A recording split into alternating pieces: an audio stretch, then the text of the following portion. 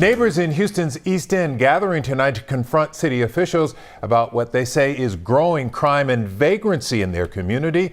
Concerns escalating after a man riding his bike to work was stabbed to death last month. Matt Doherty live at HPD headquarters tonight with what folks are demanding. Matt? Lynn, the neighbors say their problem can be solved with 2 words: more police.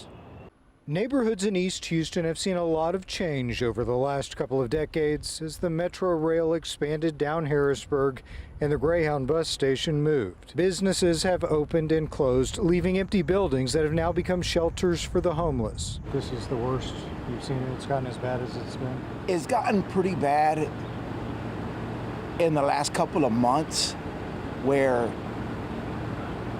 I mean, when you just see it, I mean, you see the people, they look like they're all on drugs or spaced out, where, you know, they walk into the middle of the street asking you for money when you're driving. Mark Rodriguez has lived here his entire life. Ever since they closed the Greyhound out, it seems like they're pushing more people, more of the homeless community into our community. He says the changes in the area have made it a place where transients call home. But it shouldn't take somebody's losing their life, and this ain't the only problem, this ain't the only trail in our community.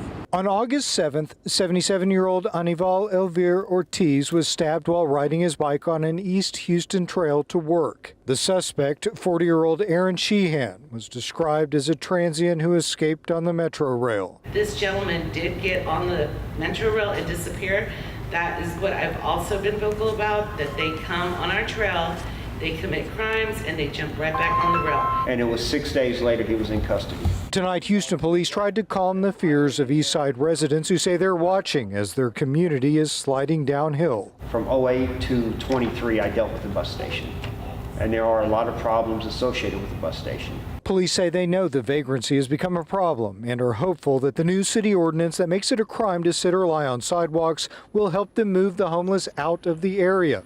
They also say they have been going inside the vacant buildings and making arrests. Residents say it's a start, and they're hopeful to see more police on their side of town for the long run, not just after a horrific crime is committed. In downtown, I'm Matt Doherty, KHOU 11 News.